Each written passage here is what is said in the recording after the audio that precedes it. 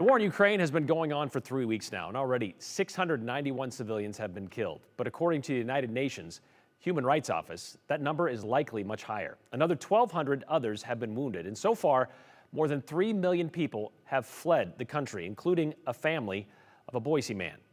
Our Katya Stepovic spoke with him about how he took matters into his own hands to try to bring his loved ones to safety. They just couldn't leave their communities, their jobs, their children's, education choices. So it was hard. Volodymyr Temchenko grew up in the city of Kyiv. Beautiful city, very peaceful. Yeah. Where his parents and cousins still remained even days after the bombing began. They were trying to postpone until the last moment, but usually like a bomb or a rocket or something terrible like a death made like the last drop. And it was. Over 2 weeks ago, his family decided enough was enough, and Volodymyr left Boise to bring his parents to the U.S. and the rest of his family to safety in Lithuania, Poland, and Italy. First few days, there were no big organizations at the border.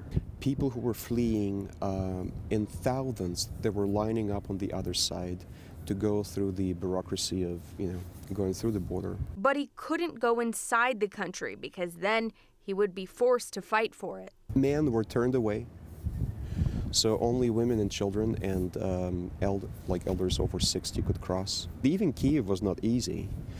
Leaving it by train involved, being in the crowd of thousands of people. Leaving it by car meant, multi-hour drive, no gasoline, and logistically it was difficult to just leave. Even as civilian buildings were still being bombed, he said his family still felt a strong sense of community, making the decision to leave difficult. The community was so good. I mean, they were together making Molotov cocktails, they were digging trenches, so she felt support.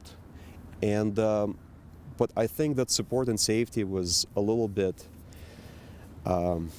superficial because they lived right across a hill from the airport that was bombed and paratrooped in constantly, and so it was a false feeling of safety. While Volodymyr was waiting for his parents to arrive by train in Hungary to then board a plane to Atlanta, where his sister lives, he helped other Ukrainian families seeking safety. While his family may be in a safe place now, the noises and images of their beloved hometown will never fade. They were scared of every loud noise. If airplane was flying, they were emotionally, disturbed. So I think it'll be still hard for them, even though they only had 3-4 days of the war that they had to see. It's hard for them to calm down their subconscious and nervous system, that still remembers the explosions. I can imagine adrenaline's still kind of going. Okay, so they're in this country, maybe too soon to talk about or even think about, but do they plan on staying in this country or going back? Well, recently for Ukrainian refugees coming to the U.S., Brian, they get a visitor visa that is good for 18 months long.